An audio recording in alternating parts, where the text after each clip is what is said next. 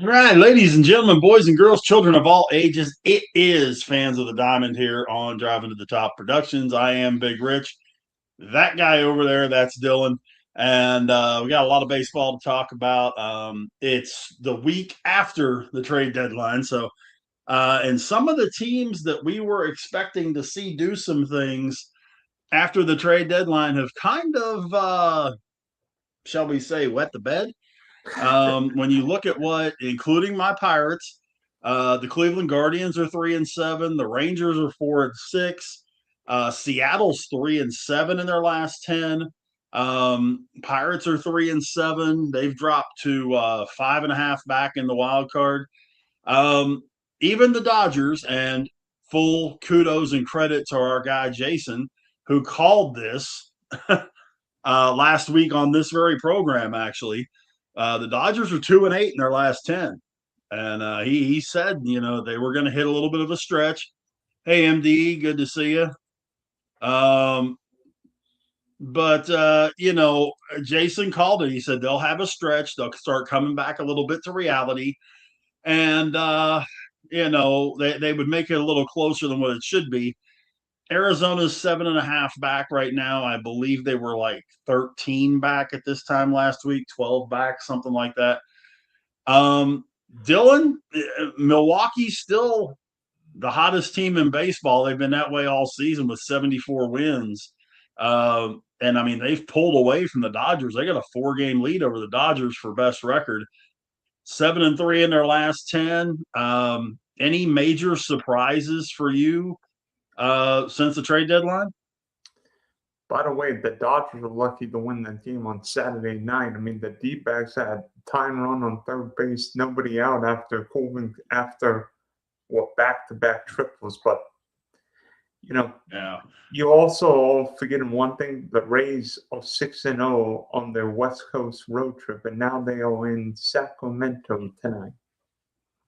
Yeah, Tampa's 71-46, the best record in the American League, by 5.5 over the Yankees, um, who are supposed to be getting some good news tomorrow, whether it's Giancarlo Stanton coming back into the lineup or Aaron Judge. They haven't really disclosed that much yet, but they're supposed to be getting one of their players back. From what I hear, Aaron Judge is not going to be back till the end of the month, though. So we'll see how that plays. But man, by the time they get those guys back, Tampa may have just lost New York in the rearview mirror, and the Yankees are playing for a wild card. Yeah, and it's funny. I was looking at the standings today. The Chicago White Sox, yes, the Chicago White Sox would get a bye into the ALDS, while the LA Mm-hmm. Dodgers would not get a bye into the NLDS.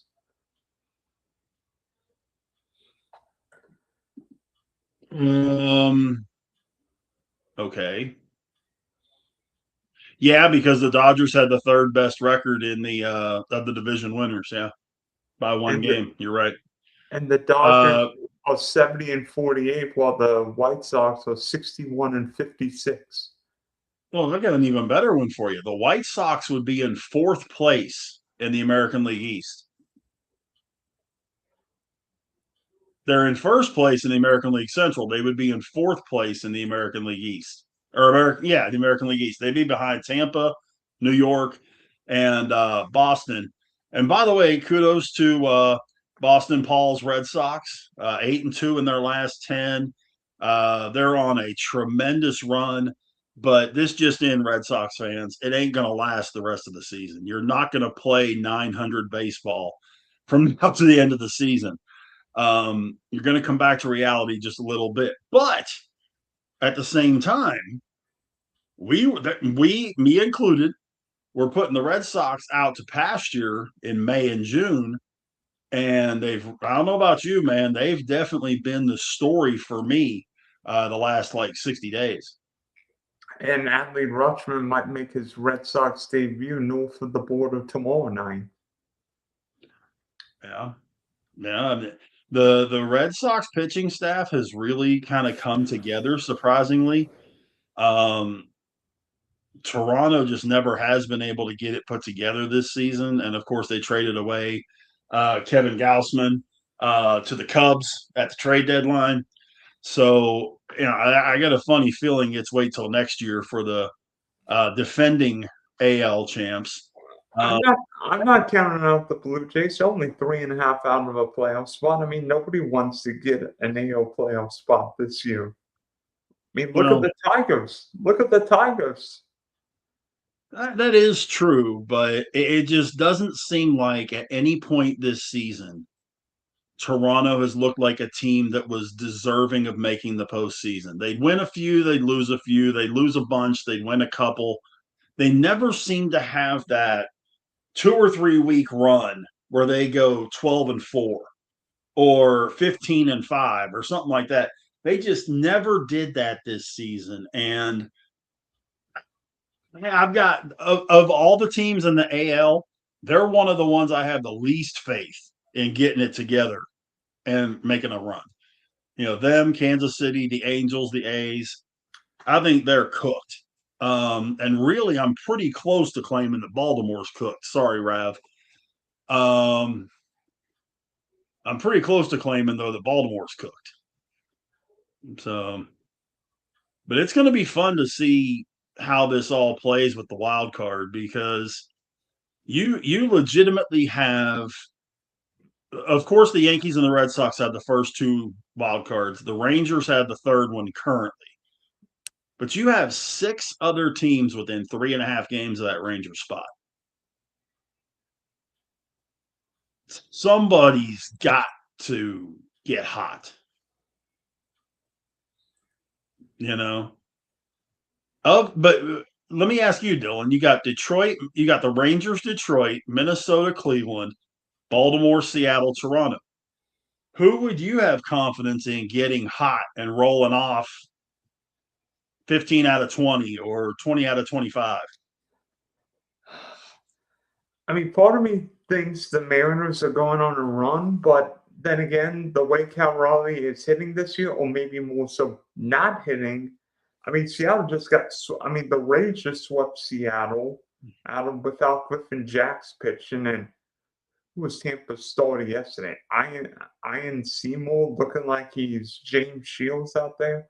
I mean, I think the Jax just Mariners. went on the DL today, though. Well, yeah, with an elbow, not Yeah, good. But not good.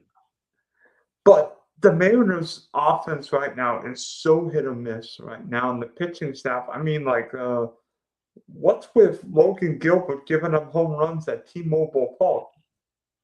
Yeah. Yeah, that's what I mean. I mean, the team, honestly, to me, if I see a team that could really roll something like that together, it's either Cleveland or Detroit. And I would probably lean a little more toward Cleveland simply because of pitching. Yeah, I mean, Um, and Cleveland's got the experience for what happened last year. I mean, the Guardians have got really good pitching, really good bullpen, but I don't know if Jose Ramirez is quite himself. my fantasy team will tell you he's not. Um, but be that as it is, they've made some moves. They sent Kyle Manzardo down to AAA. They traded Bo Naylor at the trade deadline. So and I mean, on the flip side of that, you get guys like Brian Rocchio, who has definitely had a breakout season. Chase DeLauder is playing really well, rookie outfielder. Um, I'm interested to see what's going to happen with those guys the rest of the season. And of course, Adam will be jumping on with us here in just a little bit. He's definitely the more inside the Guardians than we are. But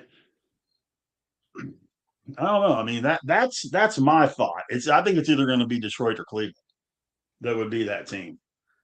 And by the way, did you see Will Venable not remembering that his pitching coach already visited the mound?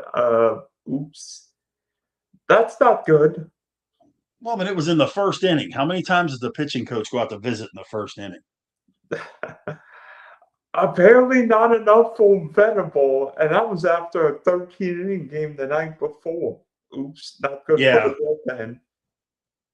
yeah. But I'll tell you what, though, with that one mistake, take all the good things that he's done with that team this year, and we'll spot him a bad move. Yeah. Because that team has played really, really well this year. Way outkicked their coverage. Um, and we talked about this Saturday. I think that the White Sox have basically just said, why not us? Why not? Why can't we win this division? We've led the division a large chunk of the season. Why can't we win this division? Why can't we go into the playoffs? And once you go into the playoffs, ask the 2019, ask the no, not 19. Yeah, 19 Diamondbacks. Ask the 2015 Royals. Ask some of these teams that nobody saw at the beginning of the year as being a team that was going to go for the World Series and ended up winning it. So, and they look like they're a team that if they got hot, they could. I don't know if the White Sox have the starting pitching to make a deep run in October. Yeah, but you know what? As it sits right now, the biggest competition they got's Tampa. True. And I don't think anybody fears the Rays. I mean, the Yankees starting pitching looks great, but New York couldn't. But we don't know whether or not John Paul Stanton, Aaron Judge, and Cody Bellinger will be 100%. Right. And I don't know about you, but the Yankees aren't going to strike out everybody in October. Somebody's going to catch the ball, though George Lombard looks like he can play shortstop. Well, Lombard's a hell of a lot better than what they had. I mean, most people that have listened to any of our programs here on Driving to the Top know what I think of Anthony Volpe. I haven't held that back from anybody, but Lombard, he's got the ability to do this. MDE brings up a good point, and he's right. The 2023 Rangers. There was no reason the Rangers should have won that World Series. They absolutely crapped the bed in September, gave Houston the division, had to go to Tampa to win that wild card series, and then they end up going out, and of course they played the Diamondbacks, and won that series. All you got to do is get in, and heaven only knows what happens once you get in. Yeah, and didn't the Rangers go from like Seattle to Tampa? Like they made one of the longest flights a Yep, team they could did make. with no day off. Of course, Yep. they've been involving Jordan Montgomery turned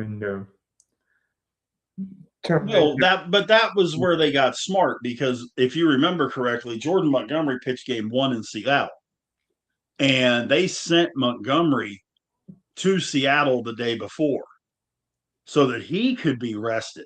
Even if the other guys were walking around like zombies, Montgomery was rested so that he could go in that game 1. But we were talking about this on Saturday's show as well, and this to me, Dylan, just drives me absolutely bananas. Coming into tonight, care to guess how many Major League Baseball players that qualify are hitting over 300? 6. 8. Let me see if I can guess who they are. So go right ahead. My money's on you can name 6. Yordan Alvarez. That would be the actually number 1 on the list.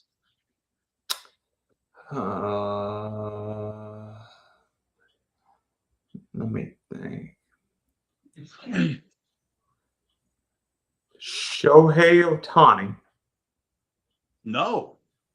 Oh, Ohtani's hitting 292. Darn it. Think.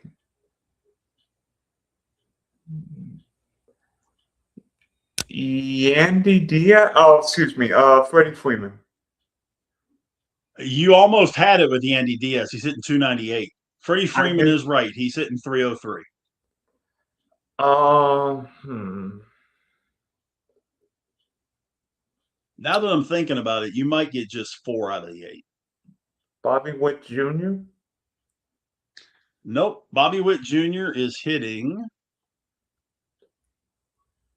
284. No, I'm thinking.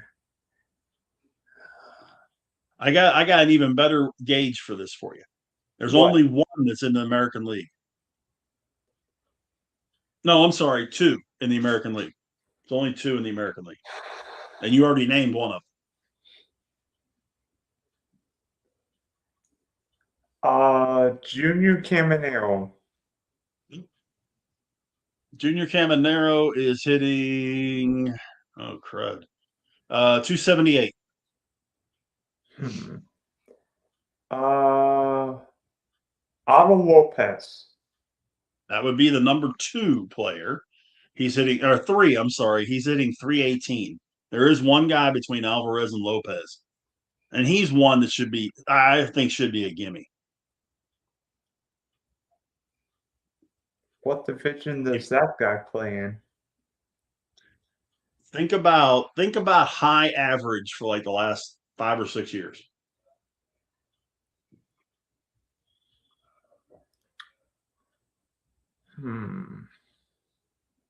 Just got traded. Wait, you mean before the deadline? Yes. Got traded at the deadline. Okay. What team was he on though? San Francisco. Oh, Luis Ariz, thank you. Isn't There he you go. like a 323 or something? 320. Okay. Jordan Alvarez is number 1 at 322. Rise is at 320. Otto Lopez is 318. And then you got Nick Gonzalez in 4th at 306. Jake McCarthy from Colorado at 306. I knew somebody. Chandler Simpson at 304. And Gabriel Moreno, the catcher in Arizona, at 302. And probably not even the best catcher in his own division this year with what the monster in Colorado is doing. Oh, Hunter Goodman? Yeah. Oh, yeah. Hunter Goodman is going to, if he stays healthy, and especially if he goes to a good team, he's going to be ridiculous. He is one of those guys that, especially offensively, really, he could be challenging for some of those all-time catcher numbers. and the when it's all scary said thing is, Goodman's numbers aren't that dissimilar away from Coors Field. Right. But you want a really scary thought? What? The lowest qualifying batting average in Major League Baseball is 201 currently. It's Jaron Duran in Boston. Okay. The 10 worst batting averages by qualifiers. So these guys would qualify for the batting title if they had a high enough average. Jaron Duran, Ezekiel Tovar from Colorado, Jacob Marcy from Miami, Cedric Mullins in Tampa, Oh gosh. Manny Machado in San Diego, who's hitting 212, Trent Grisham in New York, Gunnar Henderson in Baltimore. What the heck happened to Marcus, Gunnar Henderson the last 2 years? He went from being a monster to ugh. Right. Marcus Semien from the Mets and Dansby Swanson of the Cubs. Wow. That's crazy. What's happened to Gunnar? Yeah, it's freaking crazy. I mean, this MDE brings up something. We talked about this a little bit on Saturday about, batting averages are down and analytics. And yes, it's analytics. Yes, it's a few different other things too, to me. And of course, I want to get your thoughts too, Dylan. But To me, it's too many guys taking the chicks dig the long ball theory to heart. It's also a lack of fundamentals at the plate. You don't see guys bunt. I'll bet you there's not 10% of the guys in Major League Baseball that can lay out a good bunt. They don't move guys over. They don't hit the ball the opposite way. It's a lot of, fundamental stuff. The eye test, as MDE says it, that to me has these guys, and they're swinging at bad pitches on top of it, because they don't want to walk for whatever reason. They don't understand the concept that a walk's as good as a hit. So, what do you? I mean, I'm curious to hear what you think. I think what's also hurting is that these guys try and hit the ball at the ballpark. I mean, and out. I mean, whether it's a strikeout or a pop out doesn't really matter. But if a guy gets on, I mean, if a guy gets on second, I mean, we saw Luis Arias get a 1-year contract, and he's like the anti-power hitter in today's game. A guy who will actually walk the count and go line drive, line drive. I think of Ichiro, a guy who would hit for a high average. Now, I think Ichiro could have hit more home runs, but Ichiro could take that ball in the 5.5 hole, or if he got a line pitch to his line, he could hit that line, pull the ball. But Ichiro would hit the ball where it was pitched. These guys now, I mean, Jordan Alvarez, maybe Luis Arias exception. You know what? Who cares? Rather see you hit the ball at the ballpark than get the lazy single the other way. Right. Well, and you also got to look at too. I mean, you brought up Jordan Alvarez. Jordan Alvarez is at this point in time just a freak because he's going to hit 320 and he's going to lead the league in homers and RBIs because he knows how to hit. He swings hard every time he swings it, but you can tell he has the difference in knowing I need to put one in the gap or I need to go deep. And he has a really good eye at the plate. Considering the way hitters are nowadays, he's got a great eye at the plate. I mean, he's only struck out, and I say only, but Jordan Alvarez has only struck out 90 times this season. Take that and compare it to Ohtani, who struck out 114 times, or Pete Crow Armstrong, who has 141. 90? Really? Yeah. Ichiro he had the power that he could have been a 40 or 50 home run guy. But he knew where his spot was. He was a leadoff hitter. He was supposed to get on base and score runs. And I think a very underrated part of Ichiro's game, I don't know about you, Dylan, was his speed. He had ridiculous base speed and outfield speed. And the best aspect of Ichiro's game might have been that rocket home in right field. I remember that throw in Oakland. Would that throw look like a line drive to the third baseman? Mm-hmm. Ichiro had that one of those arms that is going to go down in history as legendary. Like a Dwight Evans, like a Dave Parker, like a Vladimir Guerrero Sr., like a Roberto Clemente. Jose Guillen. He just had that arm. And boy, and what makes it even better than some of them is that he was so accurate because you could launch it and throw it in the third row all day long. He would launch it and put it right on the bag, which is just absolutely bananas. Yeah, and I bet I don't know what the scouting reports in Japan will. I know what mine would have been. Don't run on Ichiro.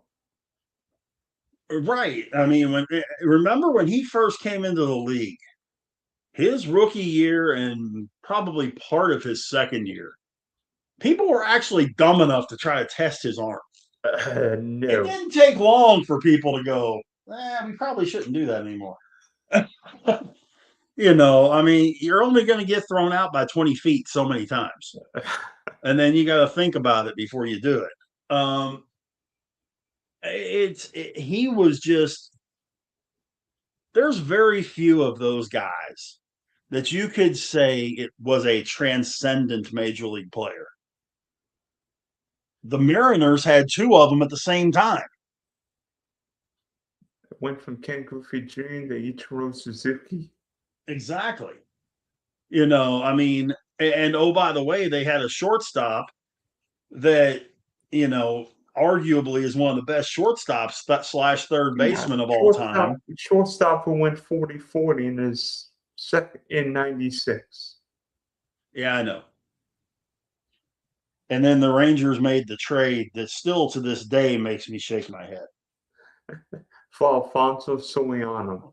Oops. Yeah, so they could move Michael Young to shortstop. No. They moved Michael Young from second to short, which, I mean, he won 3 Gold Gloves at short. It wasn't the fact he couldn't play it, but they did it to get out cheap because Soriano was on a cheaper contract, and then the Rangers traded him to the Cubs. No, Soriano went to the Nats. That's right. They traded him to the Nats. You're right. They traded him to the Nats, and then he went from the Nats to the Cubs. Mm-hmm. But by the way, I got a trivia question for you, Rich. Which batter struck out a single season? Who struck out the most in one single season? Which batter struck out the most in one single season? Oh man, let's see.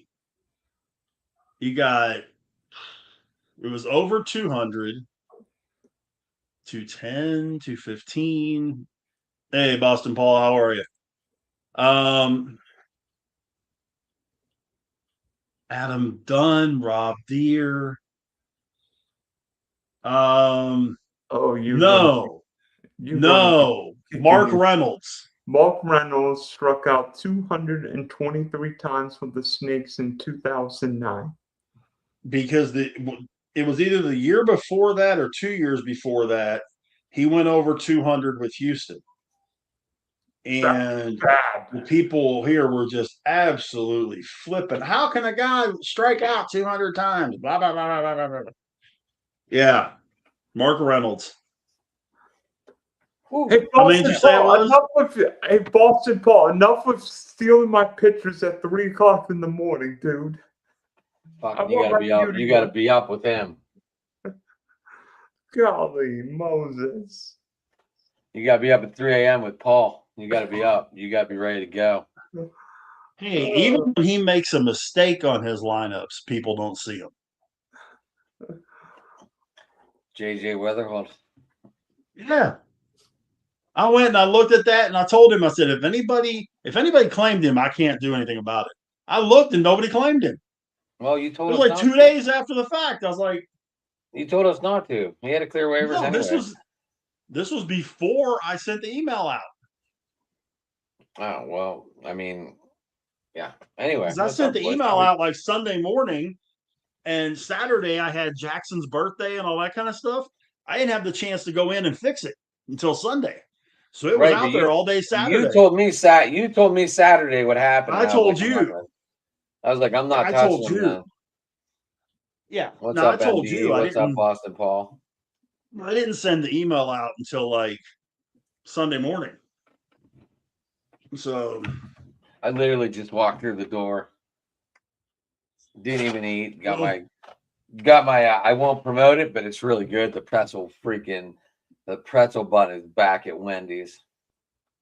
Aha. Okay. Pretzel bun baconator, buddy. Adam, don't make me hungry. Don't make me hungry. I've got blood work tomorrow, so I'm fasting until like 10:30 in the morning. You got what in the morning? I've got blood work in the morning. What is that? Blood Not work. fun. They take your blood for tests and all that. Oh, so you can't eat for like 24 hours? No, I can't eat for like 15, 16 hours. Oh, well then I'm not gonna. I was gonna eat. I was gonna eat on the air or something. I never do. But looks No, like I I'll mean, do it. go ahead. Go Looks like ahead. I'll be that way then. All right. No, all right. you can. No, you can eat. By the way, MDE. This is not. This is not an exam. This is not an exam. I've done plenty of those exams, and they all suck. But this exam, they actually draw. The nurse actually draws my blood, and and it's over in like 20, 30 seconds. Rich, Yeah, how hot? trust me, I had Go ahead, Rich. plenty of those. Trust me, I fully understand. How hot is this wild card race? That's what we were talking about a little bit ago. We got into that a little bit. We got into who's hot, who's not since the trade deadline, that kind of stuff. So that's kind of what we got into. And then we talked about the lack of great hitters right now. Well, I'm Rich. I didn't get a chance to watch Saturday's show, but what did the analytics guy say?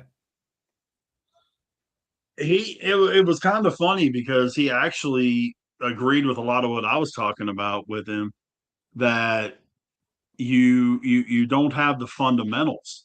Guys are swinging for the fences. Guys are more concerned about launch angle. They're swinging at bad pitches. They expand their strike zone, which is why you see all these strikeouts, and which is why you see a lot of the low batting averages and all that. Because there were 8, now there's 7 guys hitting over 300 in the entire league right now. One of them being Max Clark, but he doesn't qualify. He doesn't qualify, sir. I don't think he has enough bats qualified yet. Yeah, I'm saying out of qualifiers, there's 7 and only 2 in the American League. Who's because the 2? if we were doing that since July 1st, I'm definitely putting Stephen Kwan on that list. He's batting 462. Yeah, What's up, but Jeremy? How you doing tonight, buddy? I'm here. All right, as long as you're here, that's all that matters. There's Jeremy down below us here, jumping in. Who's the 2 in the American League? Yordan Alvarez and crap. I lost it. Hold on. Oh, Chandler Simpson. I know that McGonigal's close. I think he's at like 280 something. McGonigal is hitting 286. Yandy Diaz and Young-Hoo Lee are 298. Rumfield for Colorado is 295. Young for the Rangers is 94. Ohtani is 292. Michael Harris 291. CJ Abrams 287. Pete Crow Armstrong 286. McGonigal 286. Jonathan Aranda 286. Jordan Walker 285. Wilson Contreras 285. And that's your top 20. But one of the things we were also talking about was, Yordan Alvarez leads the world in everything at the moment. Average. You're welcome to jump in if you want to jump in. And RBI. And he's actually a couple behind Abrams in RBI right now. But he only has 90 strikeouts. To put that in, and I realize I'm saying only 90, but to put it in perspective, Ohtani has 114. Pete Crow Armstrong has 141. Jordan Walker has 119. CJ Abrams has 114. For averages? Say again? No, those are strikeouts. No, strikeouts. That's how many strikeouts they've got. And Yordan Alvarez, who leads the league in the majors in homers, is second in RBI and leads the league in average, has 90.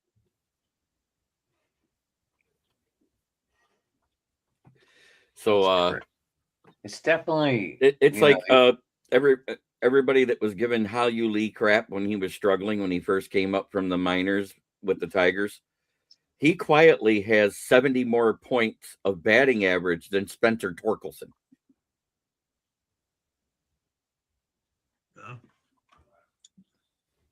Yeah.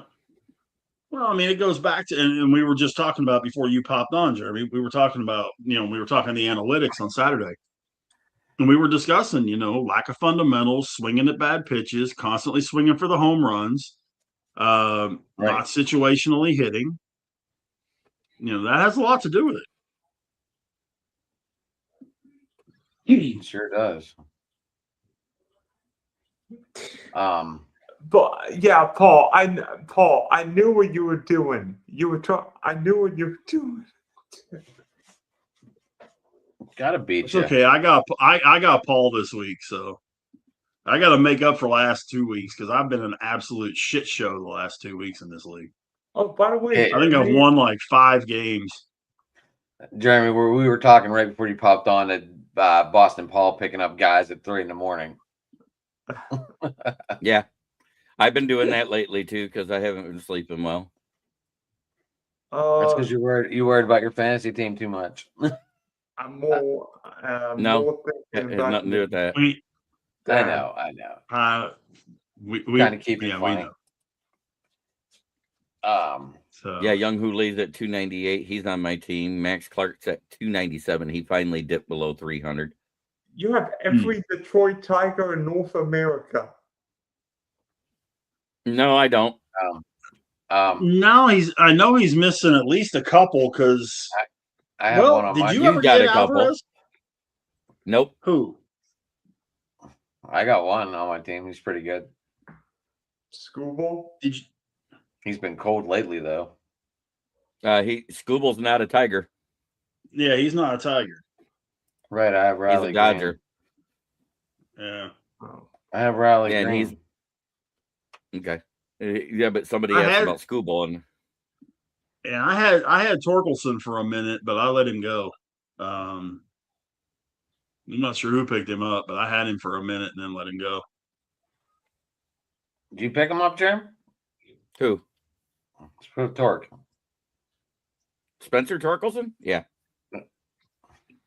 Yeah, I wasn't sure who grabbed him, but yeah, I let him go whenever I got Rumfeld from the Rockies. MDE, what are you doing? What are you doing? Dylan picks up more pitchers than a New York City dog walker picking up after poodles on a daily walk with his plastic baggie. And then there's that.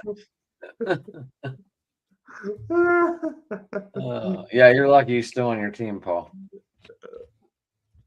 So, how about them Tigers? Meow. Yeah, they're still not in the playoffs.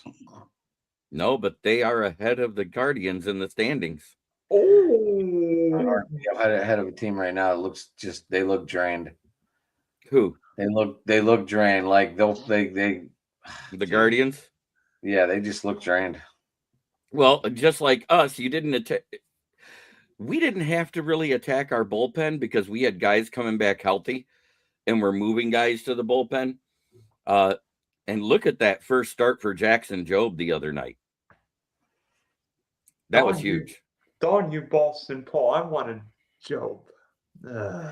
I know they're coming here next week, I believe. No, it's tomorrow. Our Is it series tomorrow? starts Tuesday, Wednesday, Thursday. We play the Guardians, and then Friday, Saturday. They're coming to Pittsburgh. Oh. And then Yeah, Friday, Saturday, Sunday, we play the White Sox. And if we continue at the trend and everybody else continues at the trends they're at, we may be in first place by the end of the week. Well, the White Sox are still playing good ball. They're 5-5 in their last 10. You're 3-7. We're 7-3. We're the only one in the American League Central with a winning record the last 10. What about the Twins? next Monday, Detroit's in Pittsburgh. Twins are 4-6. Jeremy, I don't know what it is, but watching the Tigers, I'm seeing AJ Hinch shoot some yeoman's work. I think getting Joe back, but how good has Melton been? Melton's been amazing. He's 7-1 since they moved him into the rotation. In an ERA sub-2. His last 80 inning, he's had 80 innings of pitching as a starter, and he has 69 strikeouts with a whip of 0.900. Love Melton. Pretty good. Put it this way. When Scooble stopped acting like Scooble this year, and he kind of did for a while, he had that couple of weeks right after he got back from his injury, and then he straightened out and started playing like Scooble again. Melton picked up where Scooble wasn't. Yeah. Yeah, it seems like they're playing a little better now that all the talk's over and all the. Yeah, and you know what? They're playing more small ball, and there's a couple of Detroit radio people that are pissed that we called up Max Clark before August 14th, because if we'd have waited till August 14th, we'd have kept another year of rookie control.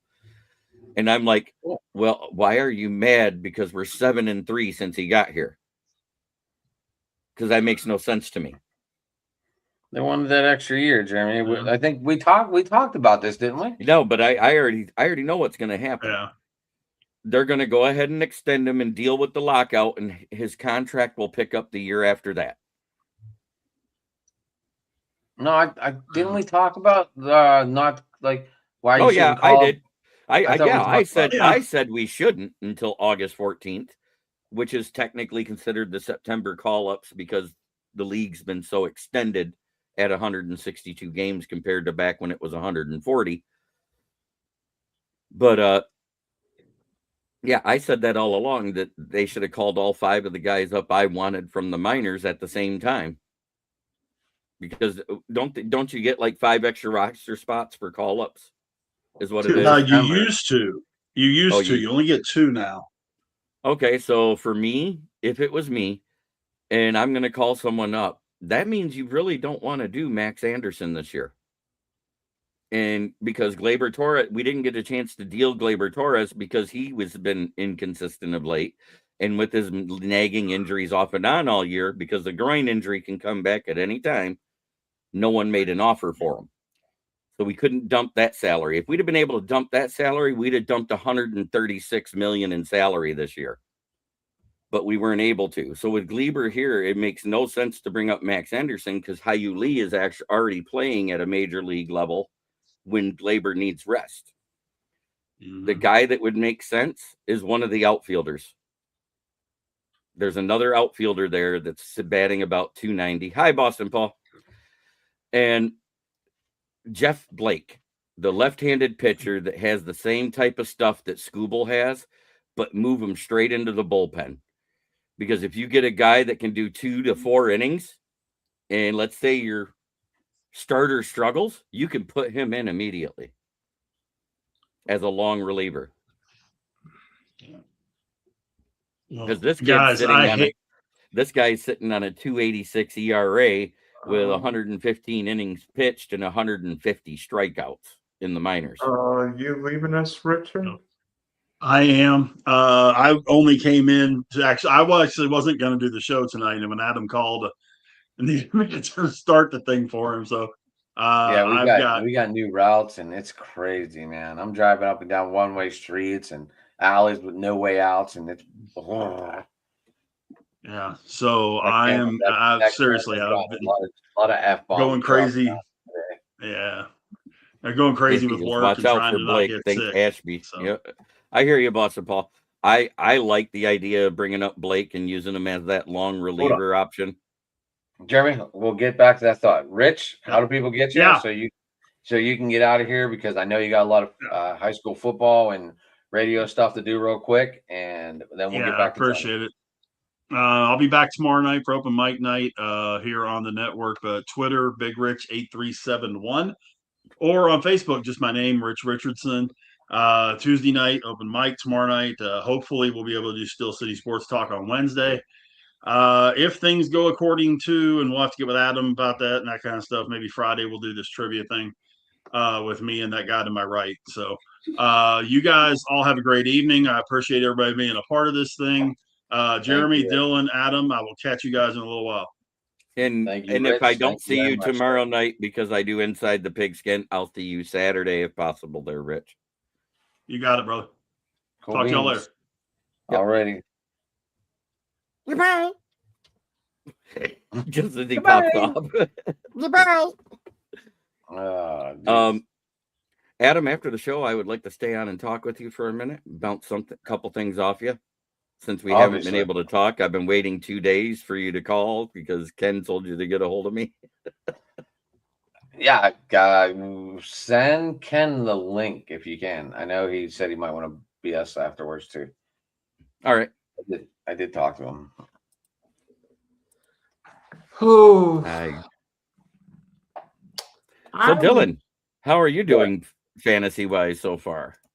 I'd be doing a lot better if Boston Paul didn't beat me last week, but Yandy Diaz hit a home run for my team tonight. So I think we're playing each other. You and I are playing each other this week. Yes, we are, and you're up 3-0 because I didn't adjust my lineups today because I had a lot of stressful stuff going on, but that's okay. The week is still young. I mean, this time last week I was on an airplane. Watching the how was your road trip, Dylan? Long. I think I ate every chicken sandwich, homemade chef, fry in Springfield, Illinois. You had like a fat boy summer like our boy Matt does in Baltimore, huh? Gosh. But I did walk out twice and run twice. So thankfully the weather was a lot better and cooler than it is here in the 239. I then got to see some family members who I had never met or haven't seen in 30 years.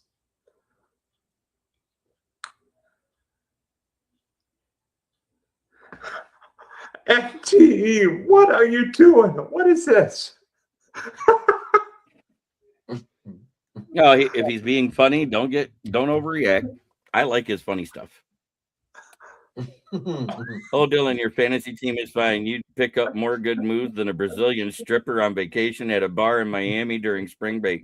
You always seem to scoop up good moves. Love it. All I know is I actually won 2 weeks in a row now. Well, Last week, I believe. Max Clark, baby. Dylan I won Dingler. 1 week and then I got my ass spit out and tried the second week. But like I said, neither one of my starting pitchers have pitched yet today, so that's good. I think Detmers is going for me tonight.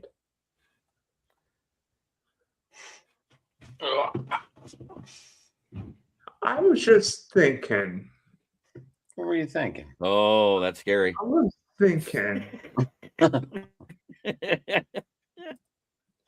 In terms of we got a special guest joining us. We got the Bear joining us. We got Ken the Bear fan joining us, or hopefully joining us. The baby Cubs. Fantastic. Uh-oh.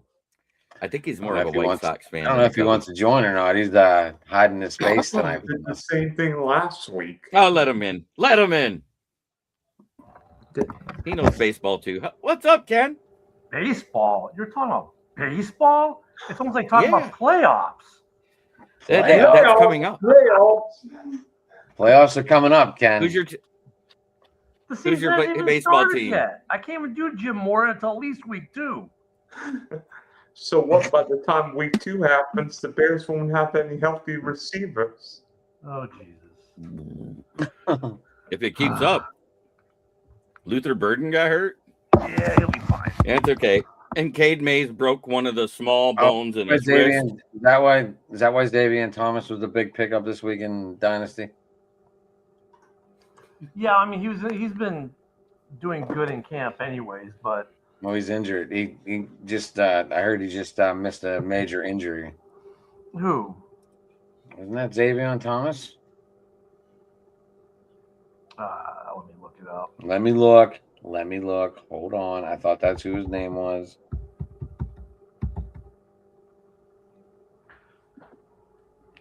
Yeah, Davion Thomas. Your rookie out of LSU, Ken. I don't see him on the training on the injury. Just soreness. So He has bruised. They said they said he avoids major injury. Okay, avoided major injury. Okay. I heard Yeah. it was a bruised mangina. It might have been. And I'll tell you what, this camp this year, man, the injury bug is. I can't remember it ever being this bad. All across the league. Yeah. I mean, it's ridiculous. I did some research for us before anybody talks about it. All What'd you practice facilities are grass. Oh yeah, I knew that. So all these ACLs are happening on grass. Well, look at the 49ers. How many guys aren't practicing? Well, that's the power station, bud. I explained that on the NFL Roundtable Talks the other night. I said that's because of the blood oath that Kyle Shanahan did to keep CMC healthy. They sacrificed knees to give him health. I got one for you guys. How about this? How about we look at baseball players who also played football? Two sport athletes who played both. You got Major League Dion, you Baseball got Bo. and They're NFL the last two to do it professional. There was another one in there too. In it, the other Sanders, Reggie, was it? Oh yeah. Because he was a wide receiver. Wasn't Pat Tillman drafted in both too? He was drafted in both, but he didn't play both as a pro. I'm talking about playing both as a pro. Because Reggie Sanders played for the Reds, and he also played, I think he played for the Bengals. I think he stayed right there. That way, if it was a night game for baseball, he could play his football game and go straight to the ballpark. That makes sense. But yeah, we had some bad news on the Lions front. Pacheco strained something in his knee. They said MCL, but it's just a strain. It's not a tear, so they expect him to be fine in a couple of weeks. But Cade Mays fell and broke one of the little bones in his right wrist, which is the one he holds the football with, so he can't do the Cam Chancellor thing and use it as a weapon. Because if it had been his free hand, it'd have been like wrap it up and let him club people. But I mean, you think of break the hamate. You think of dual athletes. Bo Jackson's probably got to be at the top of the list, right? It's Bo Jackson, then Dion, then Reggie in that order, and then there wasn't much after. Reggie didn't play NFL football. There was another one though. Brian Jordan. Here's the notables: Jim Thorpe, Bo Jackson, Deion Sanders, Red Bedrago, that's in 29 and 30. Patty Driscoll, Ernie Nevers, Ace Parker. I saved the best for last. Papa Bear, George Hallis. Oh, yeah, you would have to say him. Yeah. I know. Other MLB players who played in the NFL, Cliff Aberson, Norm Bass, Charlie Berry, Larry Betancourt, Lyle Bigby, George Brinkley, Tom Brown, Garland Buckeye, Bruce Caldwell. I mean, these are all in the 20s and 30s, man. There's no one. No one current, right. Yeah, there's no one current. So the last two big ones, though, were Bo and Dion. Didn't Brian Jordan play both the NFL and MLB? Who? Brian Jordan. No, he chose to stick with one in the pros. He did both in college, if I remember right. Yeah, Bo Jackson played both in college. So did Russ. Russ played both in college, right? Russ got drafted in the MLB. He did spring training 1 year after playing with the Seahawks, but that was as much as he ever did with spring training. Gotcha. Is Michael Jordan the closest between basketball and MLB? Yes. Yeah, but I mean, I don't know if you. I mean, he never made it to the bigs, though. He only played in minor league ball. Yeah, he played for the AA Barons, if I remember right. In Birmingham, yeah. Birmingham Barons. But it was funny that his first at bat, he smacks a home run, and then he goes on to hit a paltry 196 on the season. Didn't Tebow played minor league baseball for a hot minute too? Yeah. After he got cut from the Broncos and wasn't picked up, he went to AAA ball actually, and he was actually not bad. Yeah, but he never got called up. In fact, one of us saw Tim Tebow play a spring training game against the Red Sox. and the whole crowd stayed. I mean, the whole crowd Danny stayed. Ainge. Oh yeah. Yeah, didn't Danny Ainge get drafted by the Blue Jays? Yep. Yeah. And think about this. Pat Mahomes was drafted by the Tigers, but didn't accept it and went back to school to be a quarterback.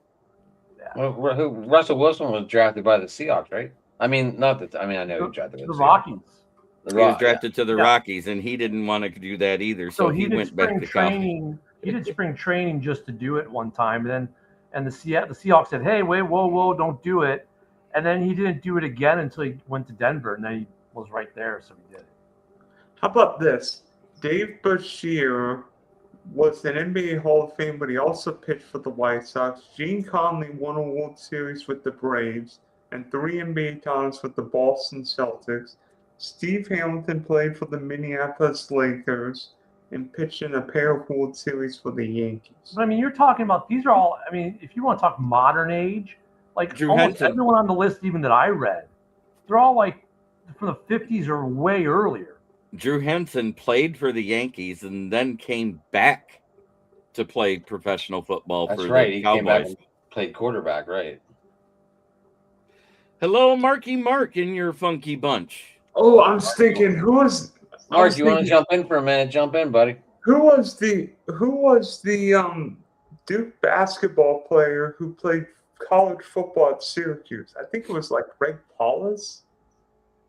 That sounds right. Oh shit! Picasso. Greg Paulus, yes.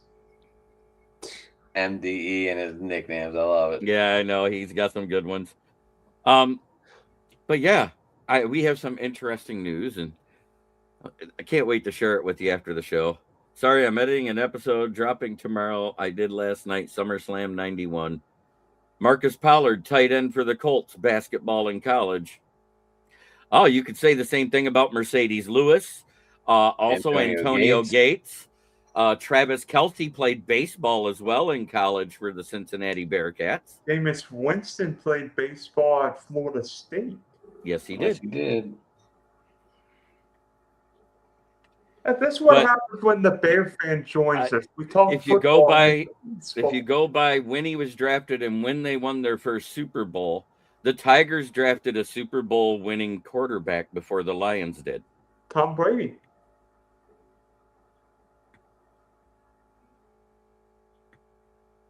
The Tigers drafted Pat Mahomes. Oh, sorry. I was going to say Brady didn't play baseball. Yeah, he did. He did in college, not in the pros. He wasn't drafted either. Wasn't Kyler Murray a first-round pick by the Oakland Athletics? Yes, he was, and he turned it down to go back to college because he was an out-of-high school pick. I think after Bo Jackson's hip injury, that really soured the NFL specifically in letting players do both. Right. Because after Bo Jackson's injury, I mean, he still had a pretty decent baseball career. Remember, the White Sox bought his contract from the Royals for $1 after his hip surgery, and then he came back and hit pretty well for the White Sox for a minute. But after that, and they let Dion ride out his thing. If you look at contracts now, it's like, yeah, you came in. It's not even allowed. Don't even think about it. It's written into the contract. If you're dual sport, you're playing one sport and one sport only.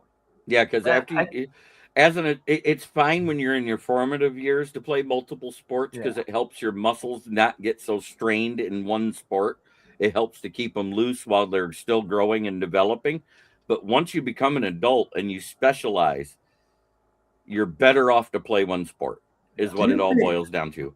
Hey, do you think that these pitching injuries are caused by these teenagers, whether it be 14, 15, just focusing on baseball rather than doing like football, baseball, soccer, basketball, whatever? There is a correlation to it, and it's more than just pitchers. It's every single, even the position players.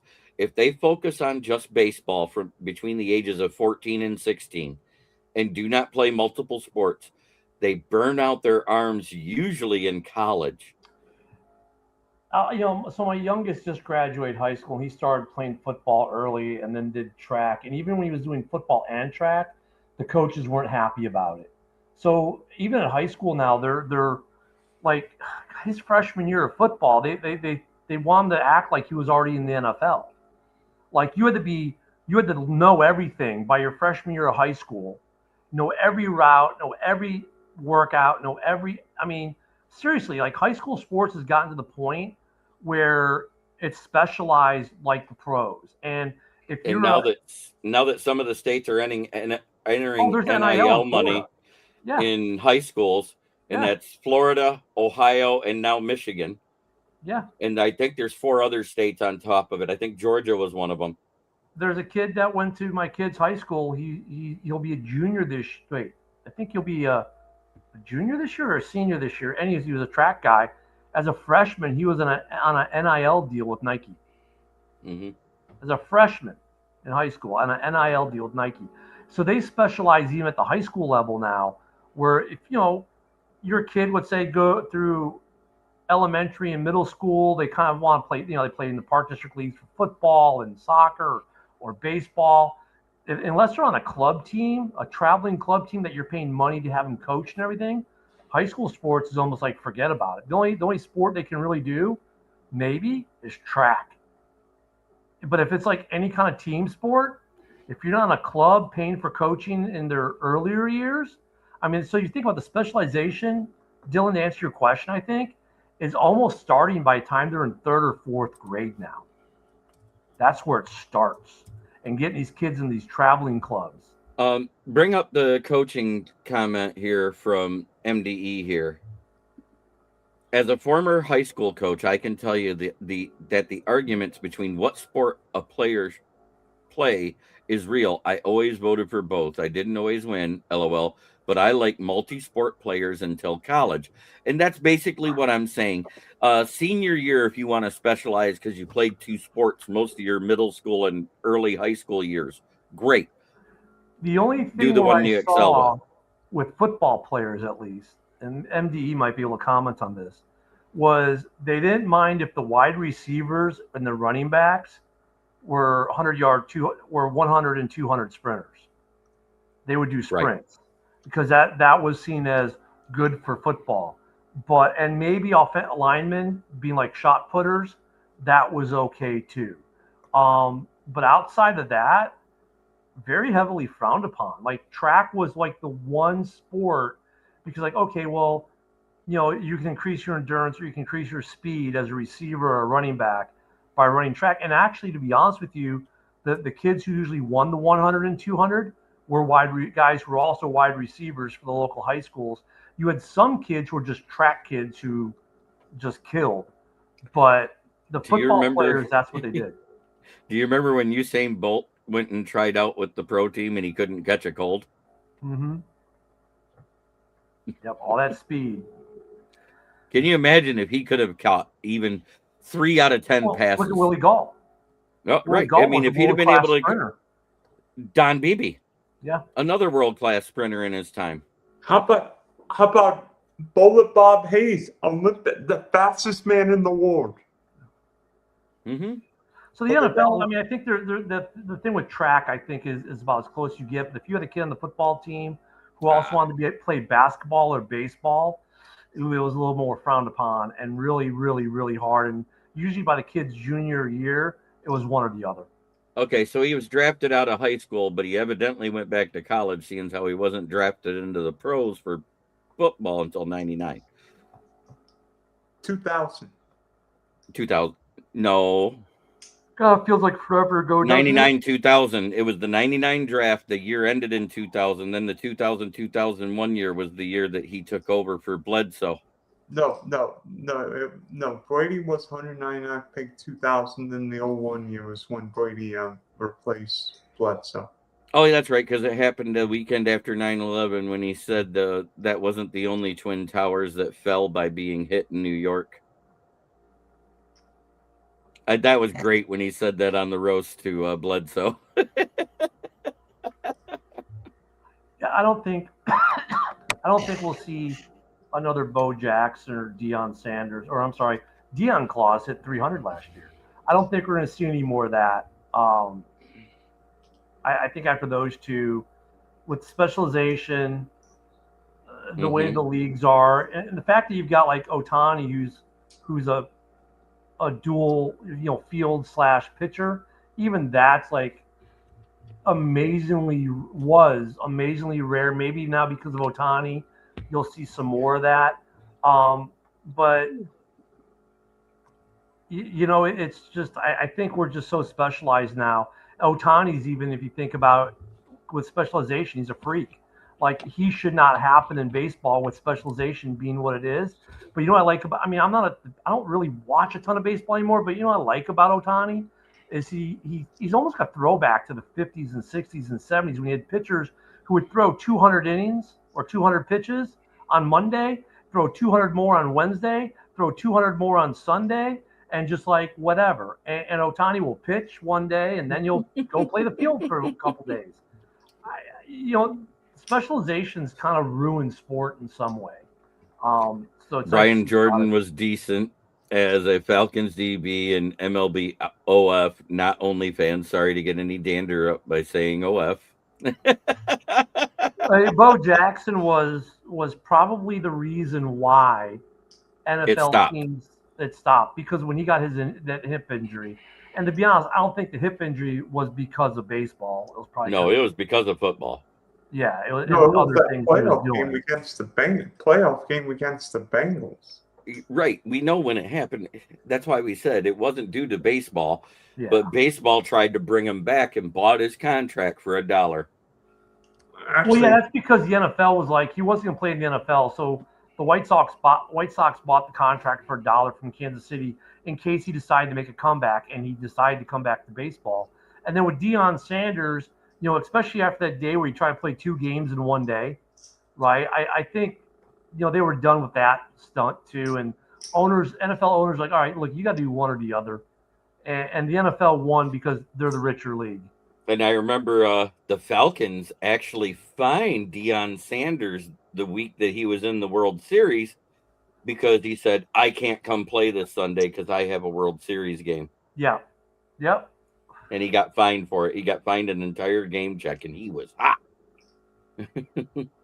Hey, I'd be happy to take that fine if I won a World Series, but yeah, I think did they win the World Series? No, they came up short, didn't they? Blue Jays beat the Falcons in '90 and the Braves in '92. But still, just the fact that he did it's pretty cool. It is cool because the one game was perfect. It was in the middle of the playoffs. He had a 1:00 game and was able to fly back down to Atlanta and play in the Monday Night Football game. I remember that. That's pretty cool. Sorry, I had a visitor. Yeah, I bet. Oh, I've got one for you guys. Let me think. Oh yeah, I could do it off the top of my head, and I could probably get most of these. World Series MVPs from 1980 onward. What? Never mind. Okay. Good luck with that. Okay, of the 19. That's not my alley. That's not my alley. Dylan, these guys are not trivia guys. These guys do not know shit like you do. Well, I'm not a baseball trivia guy, nonetheless. I stopped watching baseball actively a couple years ago just because it's where I'm at. It's just kind of hard to keep up. So, yeah. Danny Ainge. Danny Ainge was drafted into the Major League Baseball, but played football. Wasn't Dave Winfield drafted by the NBA, NFL, and NBA? Possibly. I don't know. I have no idea. Oh boy. So realistically, how much Jeremy, Ken, do you think I have a chance against Rich and when we do a trivia showdown? You guys are the only ones that have a chance against each other. I can't pick who's going to be the winner. Wait, this hasn't happened yet? I thought it was already. It was, No. It was supposed Yeah. to have been happened for a month now, but Adam never has had time to set it up. Yeah, You know, work Adam- turned crazy, and all of a sudden, like shit got out of control. Dylan went on vacation. such a slacker. Big Rich did a disappearing act for a week. Big Rich is swamped with high school football from 3 different states. Oh, I mentioned Drew Henson a long time ago, Boston Paul. We mentioned Danny Ainge. We mentioned a lot of those guys you're mentioning now. I was surprised by George Hallis on that list, though. It's kind of cool. Kind of cool. Oh, healthy. Good vibrato. Who's eating a burrito? Oh, you're doing the booger one. Oh, Mike Trout hit a home run for me. Yay! Yay!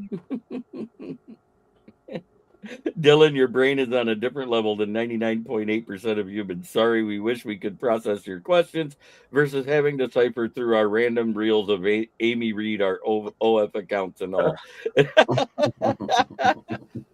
What? Major League outfielders. Isn't that what he's talking about? I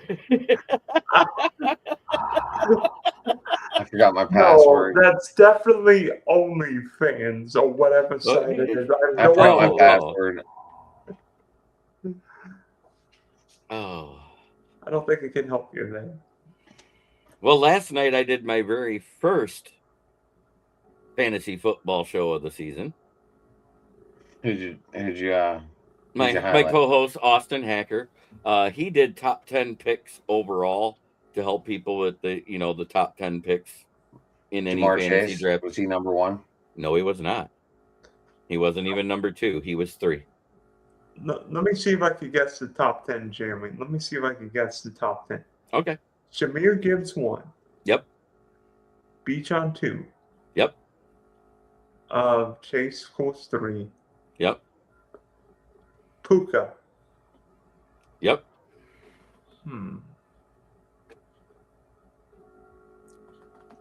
That's where it gets hard. Is after you get past Puka. McCaffrey.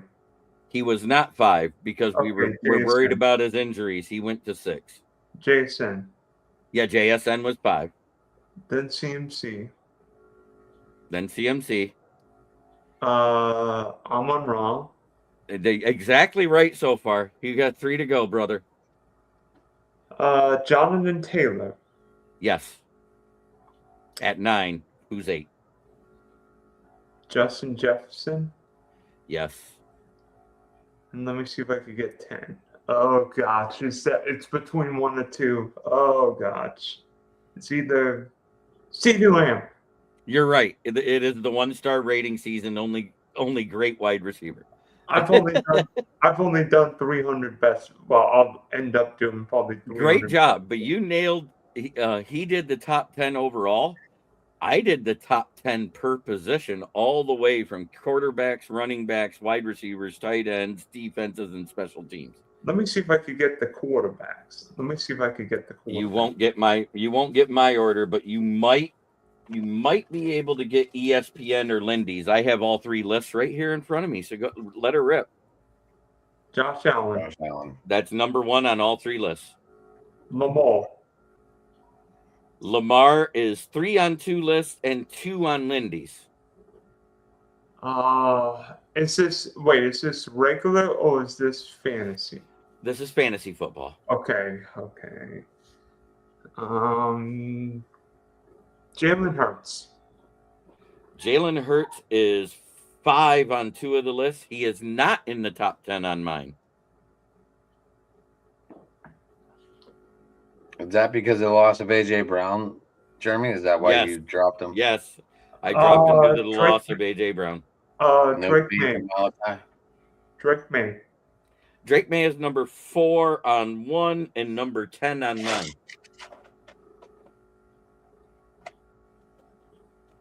Because he's had 1 good year, I'm not putting him up there yet. They didn't play him. Joey B. Joey B is 4 on Lindy's list, and he's 7 on ESPN's and mine because of his health concerns. How about the guy in LA, Justin Herbert? Did not make a single top 10. What in the what? Oh, you. His wife does. His fiance does. Yeah, his fiance does. Madison Beer is a top 10 singer. Okay. Ken, I'm about to say your boy right now, Caleb. What about Caleb? Caleb made Lindy's list at 8. That's it. Okay. That's it. Caleb makes most top 10 lists for some reason. No, he didn't make ESPN's, and he didn't make mine. He had one good year. I'm not putting him up in the top 10 because I just can't yet. If I see it 2 years in a row, then I might be able to put him there. We're not like Packer fans after 4 games knowing Love the Messiah. Wait, before you say anything, Jordan Love is not in the top 10 either. Yeah. No, I understand. It's Jared Goff. He's in my top 10 because he's on my dynasty Jared team. Goff is in all 3 top 10s. He's 6th on mine. He's 5th on ESPN's, and he's 9th on Lindy's. And he's 3rd on Motown Mitch's. Yeah. You know what? Matthew Stafford. He's number 2 on my list. He did not make either one of the other lists. Wow, that one's surprising. Okay, how about the guy who won the Super Bowl? Sammy Darnold did not make the top 10 list at all. He was an honorable mention in all 3. Brock Purdy. Brock Purdy did not make a top 10 list. All right, which ones do we have so far, Jeremy? Okay, you got Josh Allen, you got Lamar Jackson, you got Drake May, Matthew Stafford, Jared Goff, Joe Burrow. Patty Mahomes. Patty Mahomes only made my list at 5, and I did it due to his continued success. I'm not going to knock him out of the top 10 due to that injury last year because that's a fluke. Dak Prescott is 4 on mine, 9 on ESPN's, and not on Lindy's list. Kirk O'Chains. Kirk O'Chains didn't make it into the top 20. And what about the midget in Minnesota? He didn't make a top 10 list either. I've got a better idea. Surprising though, ESPN and Lindy's had Jackson Dart at 7 on both lists, and I had no clue why they had him there. Well, it's definitely Russian. Definitely more. Yes, I had Drake May at 10. He's had one good full season. I am not going to put Caleb. But Caleb actually didn't make it as far into the playoffs as Drake May did. I'll give you that today. Jaden Daniels. Jaden Daniels is 2 on ESPN's. He's 6 on Lindy's. He's 9th on mine because I think that injury should have knocked him down. You know what? Drugs being smoked. We haven't mentioned the guy behind me yet. What about my fellow? All 3 lists number 8. Okay, that's about right. And that you've named them all now. What about Bake? Baker did not get an honor. Baker did not even get an honorable mention on all 3 lists. I'm gonna guess the tight ends because you want to go tight ends. Okay. I know is that if you don't say the first 2 right, you got all 3 lists wrong. Brock Bowers. That's number 2. And Trey McBride. That's number 1. That's now across the board. Fun one. I didn't know there are other tight ends in the league after them too. Tucker Kraft did make Lindy's list, but due to his injury and the fact he's just coming back, he didn't make it on mine or ESPN's. Look at Boston Paul standing up for Ken right now. You know what? He who shall not be named, and he's married to a singer who's not going to be named. Number 87. Did not make the list due to his poor play last year. They held the Pat Mahomes injury against him. Loveland. What about TJ Warren? Loveland, Colson Loveland, he actually made 6th on my list. He was 3 on ESPN's, and he was 8 on Lindy's. TJ Warren, number 3, Jeremy. You mean Warren Tyler is 3rd Warren. on mine, 4th on ESPN, and 4th on Lindy's. You know what? I'm a fan of Harold Fannin Jr. Harold Fannin was 6th across the board on all 3 lists. Okay.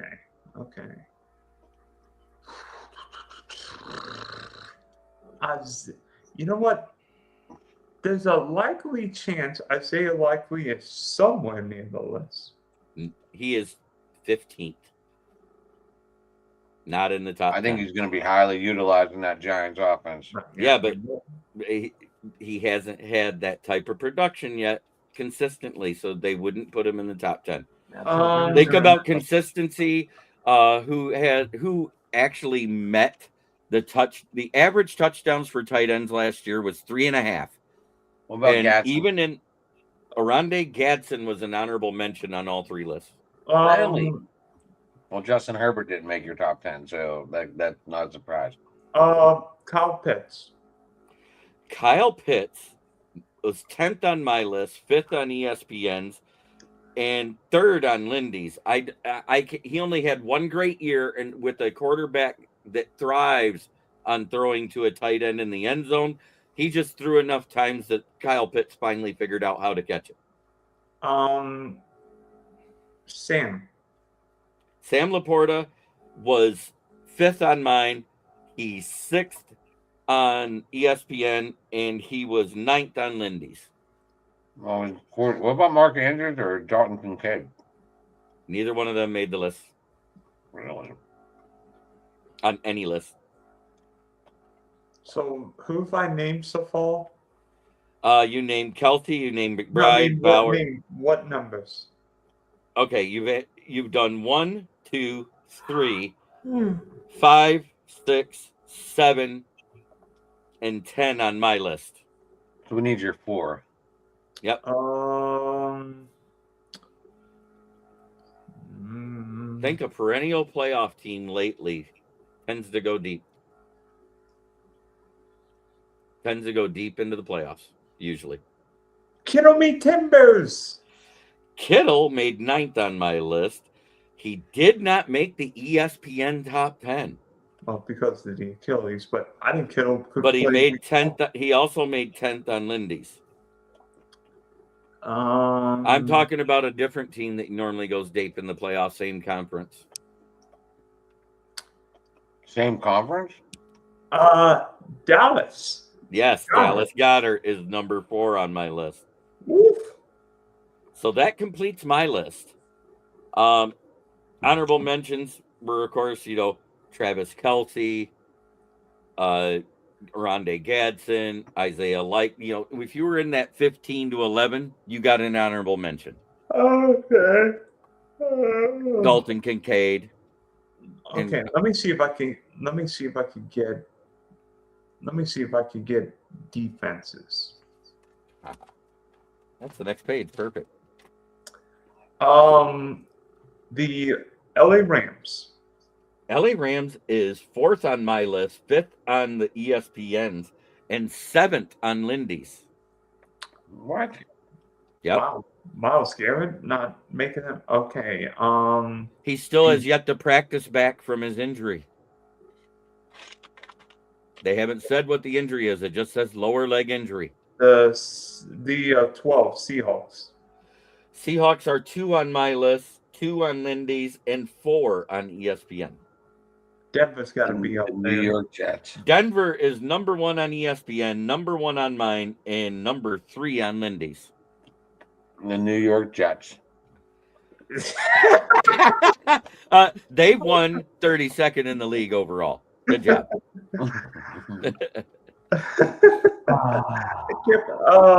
The Los Angeles Chargers. The Chargers are 8th on my list. They did not make the ESPN list. They are 9th on Lindy's. The Philadelphia Eagles. The Eagles are 10th on my list. They did not make Lindy's, and they did make ESPN's at 7. Oh, now this is gonna. Yeah, they're good run. Yeah, you're absolutely right. Pittsburgh's on there. He's the 3rd on ESPN, 5th on Lindy's. I have him at 5th.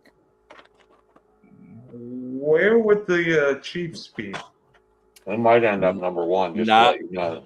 Chiefs or Pitt? No, Steelers. Well, Chiefs did not make anybody's list. They weren't even an honorable mention. They were so bad last year.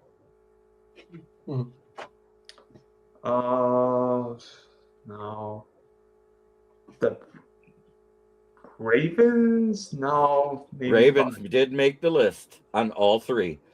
Let me go through this. Ravens were Beat 9th Malachi on Starks and Lindy's, Keith and 7th on Hamilton this year. ESPN, and I had them at 9th on mine because they had some key losses.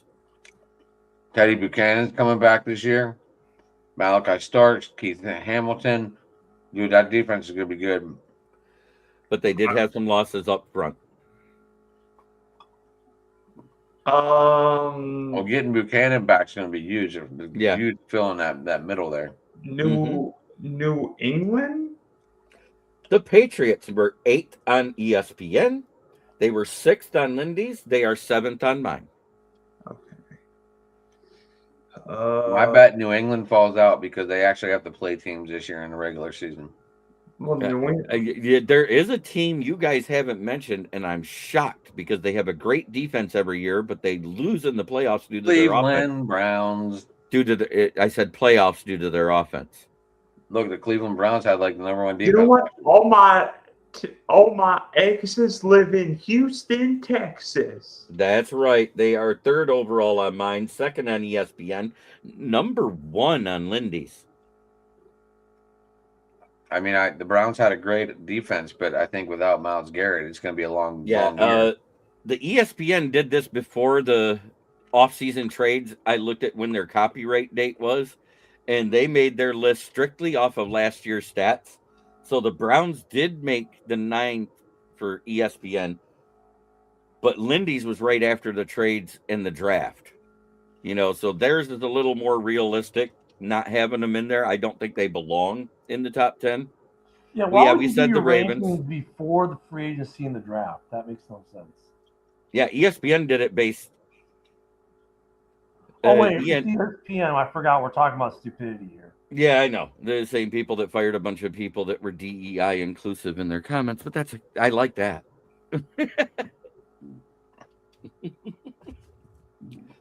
I can't believe you haven't said a certain one, Schmidt. Jags. Yeah, Jacksonville. They are across the the board. Even he was Across the board, 6th. They're 6th overall. Lions did not make but one top 10 list, and that was ESPN's. Is that because Arnold got hurt? No, because they haven't been a top 10. They weren't even a top 10 defense when they went 15-2. They were a top 10 scoring defense, not a top 10 defense overall. I mean, Green Bay. No, Bears wouldn't be a top 10 defense. Green Bay maybe when Michael Paulson's returns, but no. Between all 3, only 2 NFC North teams made the top 10, and they are not named. Yep, they are not named the Bears or Lions or Packers. Okay, let me see if I can get kickers. Well, I'm going to take a wild guess at number 1. He's the guy in Big D. Yeah, he's the one from the 1-star rating system, Brandon Aubrey. Okay, Cam Little. Number 2 on mine. He was 8th on ESPN and 3rd on Lindy's. Kaimi Fairbairn. Kaimi Fairbairn made ESPN and Lindy's, but not mine.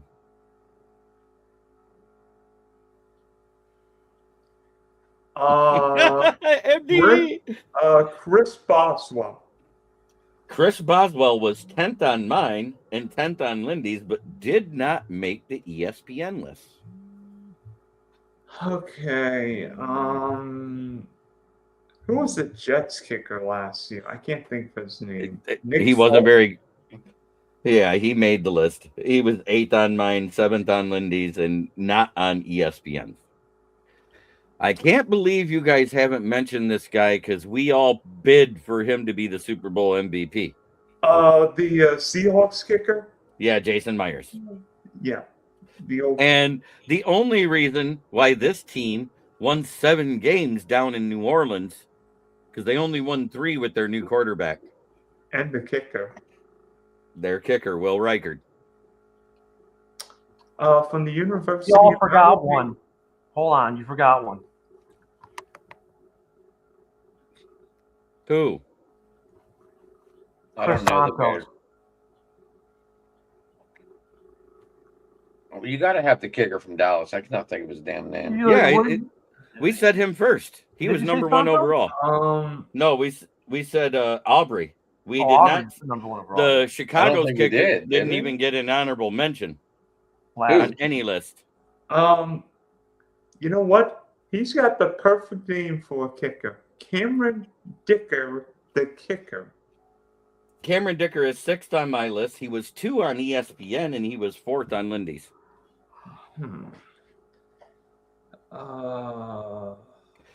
Aubrey is the Jennifer Aniston of the NFL. No, I've got a better one. Brandon Always is Sidney Sweeney of the NFL. Hey, all I know with his last name, his first name would be Masta for a nickname. And then Rachel's going to have a new Hootie Tootie when he misses in the playoffs, right? So this guy is 5th overall on all 3 lists. Who's the Eagle kicker? Nope. This guy is 5th overall on all 3 lists, and he's out of the NFC North, and he's not a Bear, he's not a Viking, and he's not a Pack. Your kicker? Yeah, Jake Bates. Oh, yeah. Jake Bates. Like I said, I gave you a clue when I said his first name would be Masta if I gave him a nickname. Who's the Lakatron? Who's the Lakatron guy in Cincinnati? Greg Zerline? No, not Zerline, but the Bengal. I can't think. No, he got his hurt name. last year, didn't he? The Bengals kicker. For some reason, somebody put Harold Mavis on their list. The guy that only played half a season because their kicker got hurt for the Rams. By the way, LA special teams is why the Rams didn't end up in the Super Bowl. I know. That's why I didn't put him on my list. But I will tell you one guy that had a great year, and he was the only consistent guy on that team, and they didn't make the playoffs, and they're a 3-time Super Bowl winner. Buttkicker.com. Harrison Butker. The butt of everyone's. Did Evan McPherson make your list? No, not on any of them. Okay.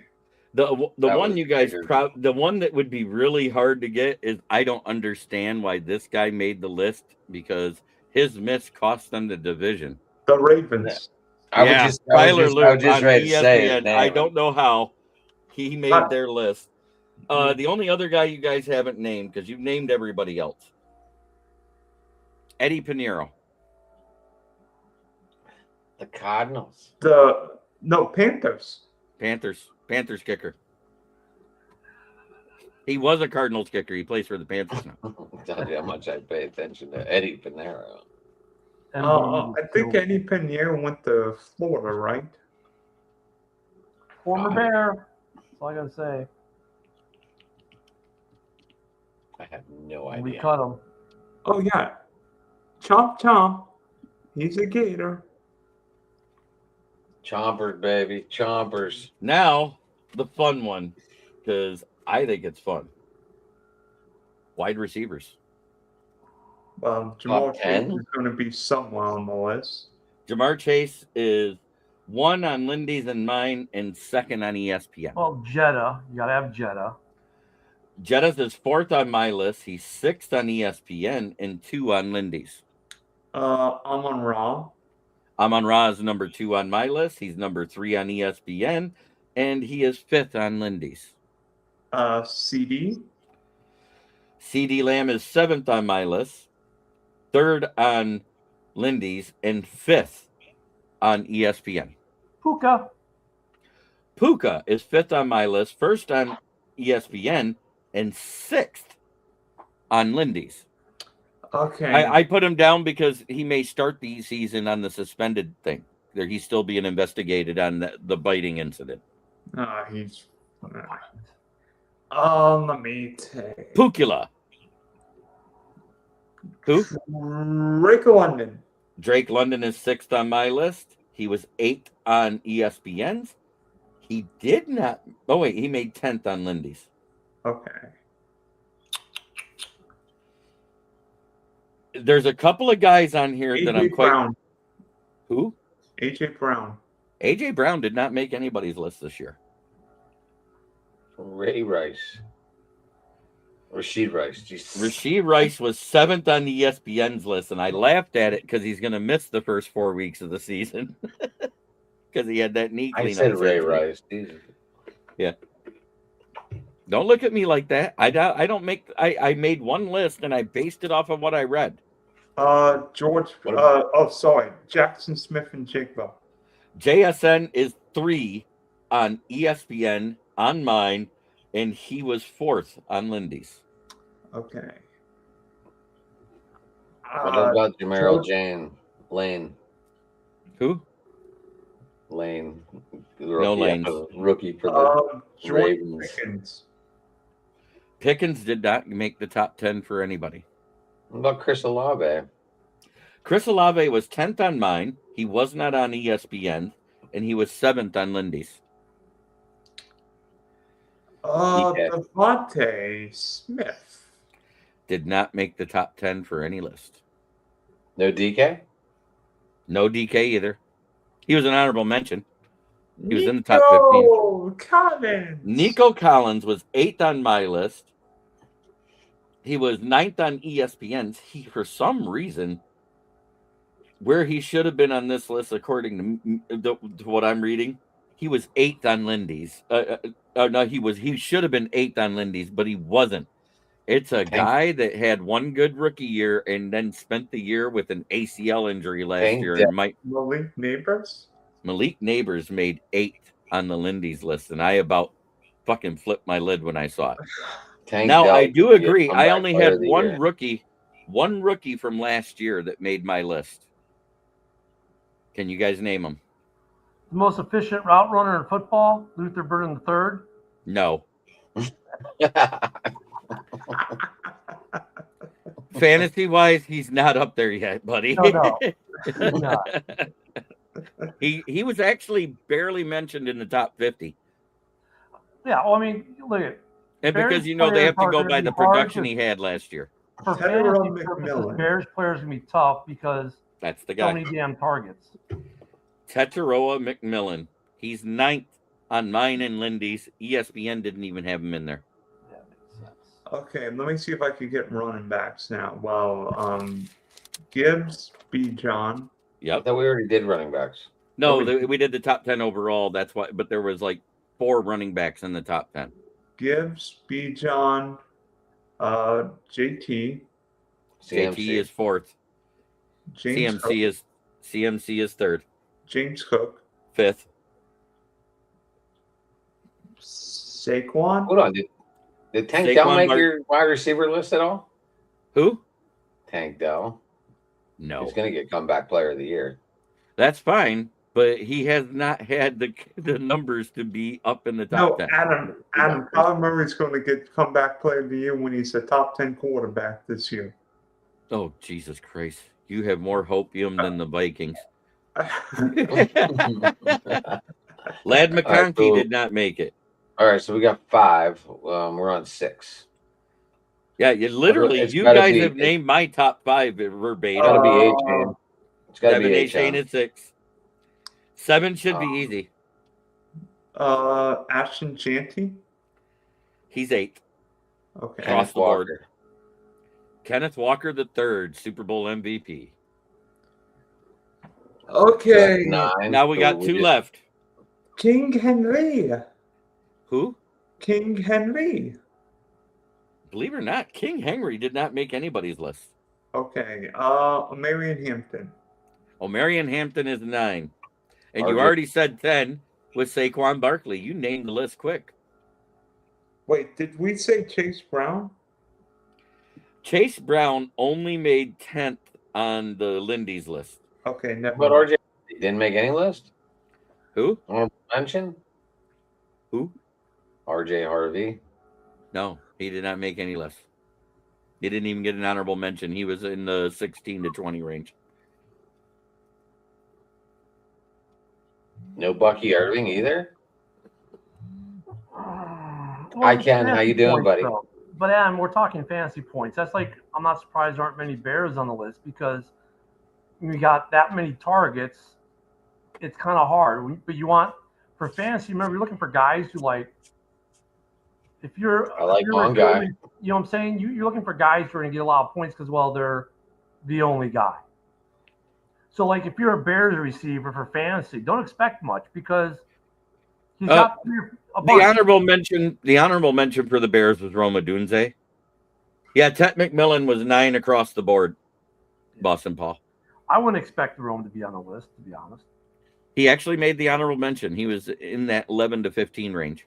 Is Manon guy ready to take over the role there, Ken? Well, He's we a need to different take over back. the He's role. more of a pop. He has some speed. He has some pop. He has a little bit of elusiveness, his but he's role more of is a to power be back. what Swift isn't. So, yeah, he is. He did it last year already. I'll get back on. All right. All right. Now Can I that we've tell everybody talked where they can entire find me? of fantasy football, I think we can finally wrap up the baseball show. Okay. Jeremy, you go first. Well, everybody, you can find me on my network, which is the KCB Sports Network, where we go live 7 days a week now that I got a fantasy football show. I'm doing 12 shows a week. Crazy. I love it. Ken does 5 on his. Go ahead. Tell him, Ken. You can find me right now on X at Ken the Bear Fan on X, but coming soon to a theater near you, a certain move because we're leaving the Huddle Sports Network. Yes, we are. That's what we need to talk about after this show. That's why I didn't stream it anywhere. Hey, I'm at Sports Talking on Twitter, guys. You can get me there. You can get me at Driving the Top Productions on YouTube. And Dylan. And coming to a baseball draft near you, I'm everywhere. Dylan at Sports One. By the way, Felix Castro and I are going to be in a DK draft tomorrow night. I think 8 or 9 o'clock. I have no idea. What time, Dylan? I still have one. I still have one to play. 9 got my freebie tomorrow night. 9 o'clock tomorrow night. Oh, we got open sports mic tomorrow night. I was going to say I still got that one left. I got to use it. Well, let's get in a draft now.